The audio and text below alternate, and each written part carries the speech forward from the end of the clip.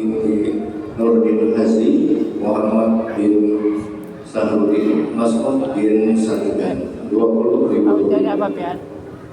Pak, jadi apa? Itu dari Allah diperbankan untuk almarhum dan almarhumah Haji Gusti Mas'ud Gusti Abdul Wahab, Haja Ibtian binti Haji Sabtun, Haja Utin Samsul Bahia binti Gusti Abdul Wahab, Haja Utin Madini binti Gusti Abdul Wahab, Gusti Mahmuda bin Gusti Abdul Wahab dan istri Gusti Abdullah bin Gusti Abdul Wahab, Utin Fatimah binti Gusti Abdul Wahab, Gusti Abdul Wahab bin Pangeran Tapasalam, Pangeran Jaksa Sekarang bin Pangeran Tapasalam, Utin Galuh Suama binti Raden Mertajaya, Gusti Rahmata bin Haji Gusti Mastur, Gusti Raimulan bin Haji Gusti Mastur, Rosa binti Haji Nur Aini, 50.000 rupiah. Untuk Allah dimanfaatkan untuk almarhum Haji Rusmani bin Masdar, Haja Hajimatus Sadia binti Badrun, Rahmat Doa Impi bin Haji Rusmani, 50.000 rupiah.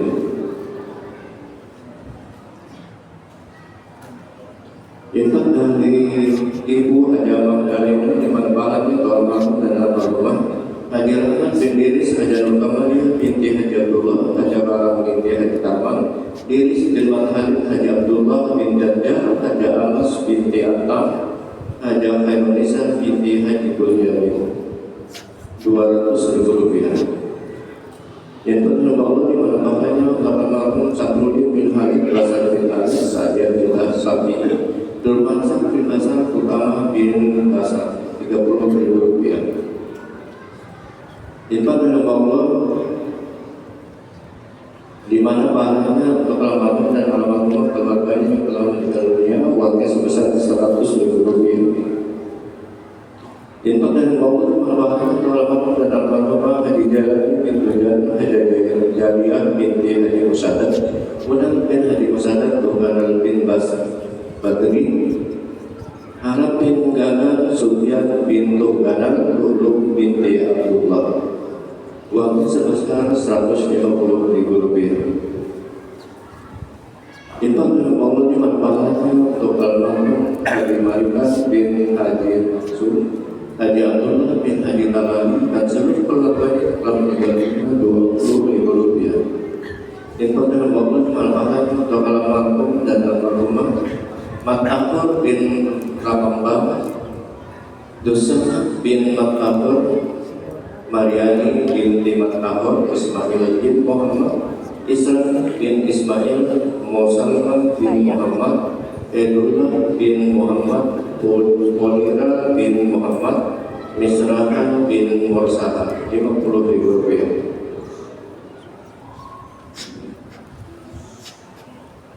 Ibadah Allah dimanfaatkannya untuk almarhum Sufyan bin Sabrudin bin Khalid, Muhammad Johan bin Abdullah, Bawang Kaukin, 25.000 rupiah.